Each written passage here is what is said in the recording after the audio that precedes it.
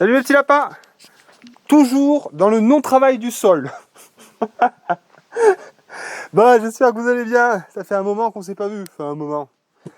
Non, pas tant que ça. Bon, j'espère que la vidéo qu'on a fait avec Roland sur la fenaison vous a plu. Nous, on a passé un super moment. Franchement, c'était aussi dur physiquement qu'agréable et tout. Tous les moments qu'on passe avec Roland, c'est des moments de toute façon qui sont, j'allais dire féeriques, ça fait un peu Walt Disney, mais bon, c'est génial quoi. Enfin, je veux dire que des fois on se regarde avec Agnès, mais t'imagines tout ce qu'on vit, c'est exceptionnel quoi. C'est des trucs. Alors il y en a, ils vont se dire, ah, bah, les gars ils ont fait des fois une fois dans leur vie, ça y est, ils ont l'impression d'avoir fait un truc exceptionnel. Mais pour nous, enfin, c'est génial quoi. Tout ce qu'on vit, c'est génial quoi. C'est trop bien. Donc voilà, donc si j'ai d'autres choses à vous montrer avec Roland, je le ferai de nouveau parce que, comme vous le savez, c'est quelqu'un qui nous donne beaucoup de conseils. Enfin, on prend beaucoup d'exemples sur lui, sur ce qu'il a fait. C'est vraiment notre mentor. Voilà, et j'ai la chatte là-bas qui est en train de se faire son bain de poussière dans les carottes. Je suis très content. Bon, enfin bref. Voilà, bon, qu'est-ce qu'on fait? Eh ben, on est en train de continuer de creuser la Wallipini. Pour plusieurs raisons. Vous savez qu'en ce moment, je suis sur plusieurs chantiers à la fois. Parce que y a une interaction entre tous ces chantiers. C'est quelque chose que j'essaye d'expliquer depuis un certain temps. C'est bon, enfin, je vais vous expliquer par ce qui se passe parce que sinon ça sera trop compliqué. Mais là, du coup, on est en train de prendre de la terre pour continuer en fait les vasques qu'il y a dans le verger. Je vais juste vous montrer. Venez avec moi. Allez, Moumoune, dégage de là. Putain, t'es chiante. Hein. Déjà que ça a du mal à sortir. Alors si tu te roules dedans, connasse. Allez, dégage. Putain. Tu parles, ça bouffe les rats aux pieds, mais après ça te fait pire à côté, saloperie. D'ailleurs, pour les rats aux pieds, moi j'ai un conseil à vous donner. Un bon conseil, hein, autrement que des Cars et Jardin des Merveilles. Deux choses pour les rats aux pieds. Que ce soit clair, pas d'herbe haute, hein, pour que justement ce soit bien clair pour les rapaces, pour tout. Une tripotée de chat, ça vous fait le ménage. C'est nickel, cette année, nous les rats aux pieds, c'est impeccable. Donc, je répète, des environs de potager propres, des chats et les volailles aussi. Les volailles, ça les éclate. Hein. Elles ont eu quelques rats aux pieds, quelques souris, etc. Donc ça va super bien. Et si des fois il y a quelques résistants, piège, dynamite. Non, nous, alors, Roland il utilise des Top 4. Nous on n'en a pas de Top 4, mais j'utilise des pétards avec détonateur. Et j'éclate tout ce qui est top et rats aux pieds. Là, dès que ça me fout le bordel, pam, allez hop, dans les dents, terminé. Et il y a la réserve incendie aussi qui en noie quelques-uns. Voilà. Ça, c'est comment on gère les nuisibles pour pas se faire emmerder la vie. Hein, parce que de toute façon, ça, c'est tout mignon, c'est tout joli. Oh, regarde, il fait sa toilette. Et puis quand ça t'a défoncé, je sais pas combien de courgettes, à la fin, tu sais, t'es plus raisonnable, quoi. T'es avec ta pelle au milieu du jardin. Ah, enfoiré. Tu vois, c'est pas possible, quoi. Donc non, il faut gérer ça. C'est des nuisibles, c'est réellement des nuisibles. Les rats aux pieds, d'ailleurs en Haute-Loire, c'est une vraie saloperie. Surtout dans les prairies, hein, ça ravage les prairies, les vaches bouffent de la terre, ça les fait crever, c'est très compliqué, les éleveurs sont obligés d'empoisonner, ils sont obligés d'empoisonner, hein, c'est pas ils ont envie d'empoisonner, non, ils sont obligés parce que c'est plus possible pour eux, et puis voilà quoi. Donc non, on rigole pas avec les rats aux pieds, il faut y éclater la gueule ça. Il y a aussi d'autres pièges, c'était Martial qui nous avait envoyé ça, c'est un très bon piège aussi. C'est une simple boîte avec une tapette à souris dedans. Enfin bon, il faut vraiment pas se laisser emmerder par les rongeurs. Dès que vous voyez que ça commence à faire un peu à bouler partout, il faut y attaquer direct. Hein. Faut surtout pas se laisser envahir. C'est comme les limaces, on leur donne pas à bouffer. Hein. Dès que non mais il faut enfin, vraiment quoi, faut y nettoyer quoi.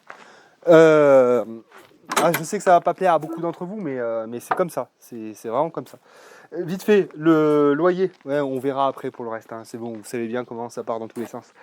Loyer, donc on a terminé, on a vraiment bouclé, donc là du coup, contreplaqué, hein, ce que je vous avais montré que j'avais récupéré, le PVC expansé vissé dessus, joint polymère, donc entre la dalle et ça, et là ça va super bien, je l'ai nettoyé hier, là, un petit coup de raclette, c'est nickel, là vraiment c'est nickel, ça prend 5 minutes à être nettoyé, et il faut bien ça pour les oies, parce que c'est des trous du cul sur pattes, ça, c'est l'outinous qui disait ça, il a bien raison. Ça chie, en plus ça chie mou, c'est une saloperie quoi. En parlant de volaille, on a une dinde qui est crevée à cause de justement de l'histomonose, hein. Donc ça allait très vite, hein. La veille, elle était un peu patraque, un peu fatiguée de la vie, et le lendemain soir, elle était crevée, quoi. Donc ça peut être que ce que nous avait dit la Hétor, c'est-à-dire le transport, la promiscuité avec les poules, hein. Donc le prochain coup qu'on prend des dindes, ça sera un trajet uniquement pour elles, dans une boîte uniquement pour elles. Et voilà, c'est très fragile, c'est un animal très fragile, il ne faut pas rigoler avec ça. Donc on en a une qui a crevé, on est très vite allé voir le vétou, il nous a donné un produit qu'on leur donne à boire. Et les 3 qui restent, ça va, elles tiennent le choc, pour l'instant il n'y a pas de souci. Mais voilà, alors ce qu'on peut en tirer comme leçon, ça c'est une vraie leçon. Alors ça, là par contre pour le coup, on peut dire que c'est une grosse erreur. Qu'est-ce qu'on a fait comme erreur? Déjà, prendre des dindes sans s'informer, sans, je dis ça parce qu'Agnès est derrière la caméra. Prendre des dindes sans s'informer donc de tout ce qu'il y a à respecter comme règle pour pas avoir d'emmerde. Arriver avec des dindes et devoir construire un abri en 5-7 pour pouvoir les abriter. Et puis, enfin voilà, c'est de la merde. Vraiment, ce qu'on a fait là, c'est de la merde. Quand on prend des animaux, on commence par leur prévoir un parcours, leur prévoir une cabane, s'informer de la plupart des choses qu'on pourrait rencontrer comme problème. Et là, on est OK pour prendre des animaux. On prend pas des animaux et après on construit une baraque en palette de merde en 3 secondes et puis c'est bon, on est content.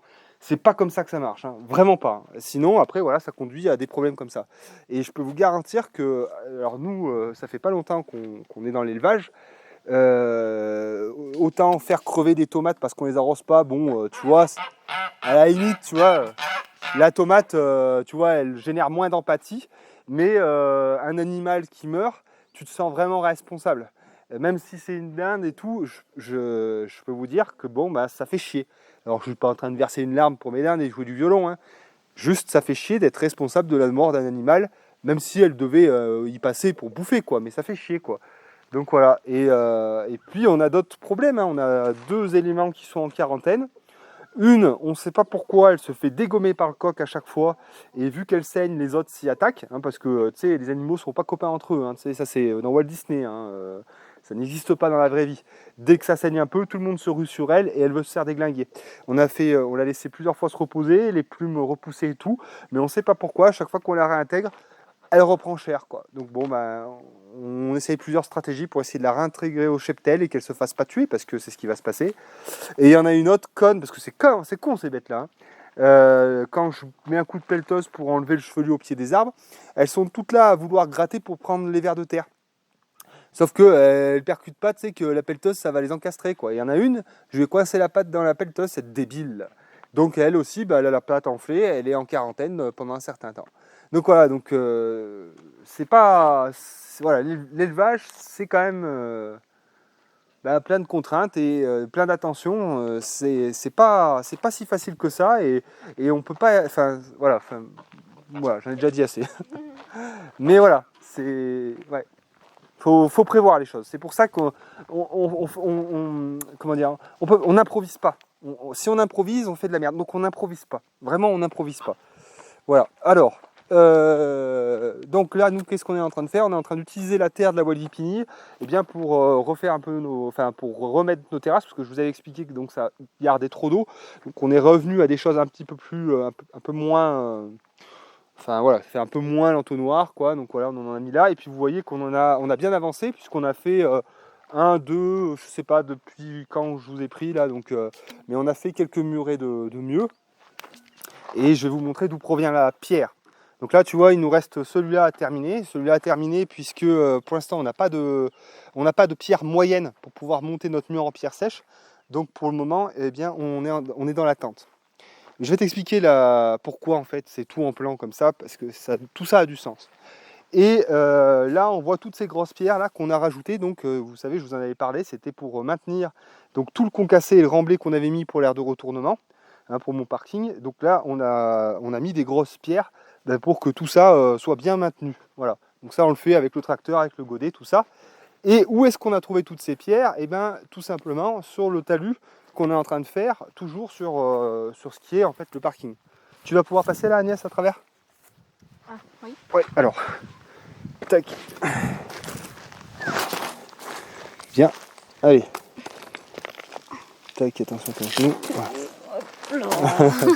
Voilà, donc je vous avais montré le dernier coup qu'on avait commencé à attaquer ça. Alors, on a attaqué ça pour plusieurs raisons. Pour une bonne raison. Alors, je ne sais pas comment je vais vous expliquer tout ça. Ce qu'on veut faire, nos objectifs avant l'hiver, notre objectif principal avant l'hiver, c'est de construire un auvent qui ferait à peu près 50 mètres carrés. Pour pouvoir éventuellement mettre du matériel, mettre aussi le 4x4 qui est bâché, qui vieillit très mal. Enfin, les véhicules comme ça vieillit très mal. Donc bon, on veut faire de quoi stocker la remorque, le tracteur, l'outillage du tracteur, les deux bagnoles, et une partie où je vais creuser une fosse et déménager mon matos du garage pour, dans le garage, plus tard faire une salle de transformation. Oui, parce que bon, quitte à faire un truc, autant faire un grand truc d'un seul coup. Donc là, sur tout ça, il va y avoir donc un abri. Et c'est pas quand il y aura l'abri qu'on pourra bricoler sur le talus. Donc d'abord on fait le talus, ensuite on fait l'abri. Ce talus, il était plein de pierres, comme je vous ai montré. Donc il faut trouver une utilité à ces pierres. C'est pour ça qu'on a continué les vasques autour des arbres. C'est pour ça qu'on a fait l'empierrement que je vous ai montré à l'instant. Et c'est pour ça aussi qu'on est en train de continuer de creuser la Walipini pour enlever les pierres les plus grosses et les mettre à la base de notre mur qui soutiendra donc le trou de la Walipini. Donc ça fait beaucoup de choses tout ça. Hein. Et pourquoi est-ce qu'on n'a pas continué notre talus? Parce que vous voyez que là on arrive sur notre stock de pouzzolane. Et alors là, tu vois, je pourrais faire un truc, mais ça serait un truc qui serait pas forcément intelligent. Ça serait de prendre mon tas, tu vois, d'étendre une bâche et de le poser là-bas. Donc je prends mon tas, je le déplace. Ensuite, je fais mon truc. Enfin, tu vois, moi je préfère utiliser ma pouzzolane. Comme ça, tu vois, je progresse un chantier là-bas. Ma pouzzolane, elle vire et je peux attaquer ça. Donc, ce qu'on fait, hein? Il y a un écho? Ouais, mais maintenant qu'on y a ouvert aussi, ça fait un peu comme une pièce vide. Hein. Mais du coup, donc, on creuse la Walipini, on utilise la terre pour continuer dans le verger. Puis quand on aura fini de creuser la Walipini, on va dégager ces pierres-là déjà pour les mettre à la base. Et on fera tout le sol de la Walipini en pouzzolane pour la drainer, comme je vous avais expliqué.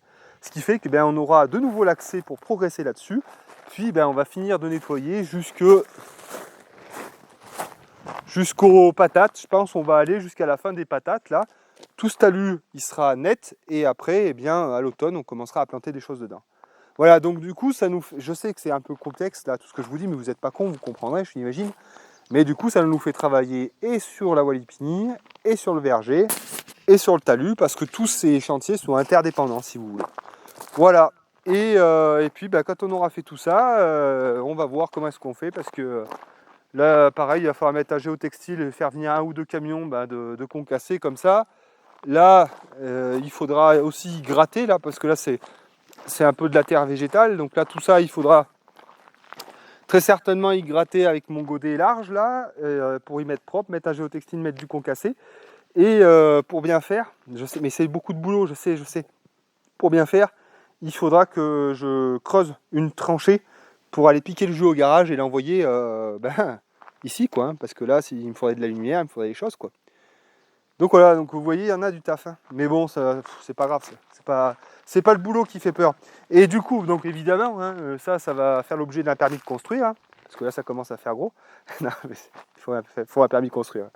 Donc, et là, je remercie énormément un membre du Discord Réseau Autonome qui très gentiment va me faire le dossier. Parce que moi, le construire, il n'y a pas de problème. Mais alors faire les papiers, même si c'est 1 heure, même si c'est 2 heures, même si c'est 5 minutes, les papiers, moi, je me torche avec. Hein. J'y arrive pas. Tu sais, rien que de demander l'autorisation, moi, j'y arrive pas. Donc là, j'ai un copain qui va faire ça pour moi. Et vraiment, merci beaucoup. Ça m'enlève une énorme épine du pied.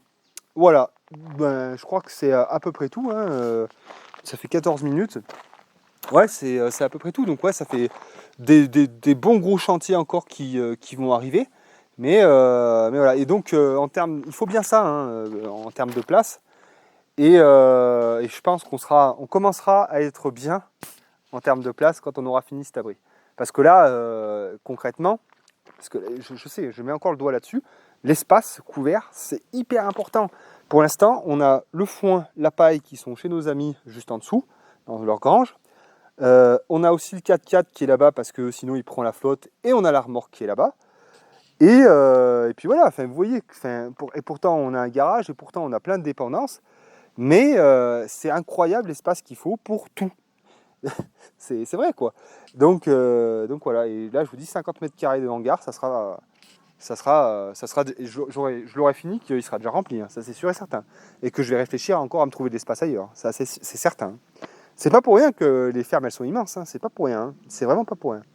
Voilà, bon, mais c'est tout. Agnès, tu penses que j'ai zappé quelque chose? Non, j'ai rien zappé.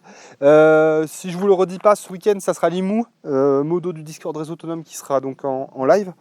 Donc là, on va parler de son projet à elle.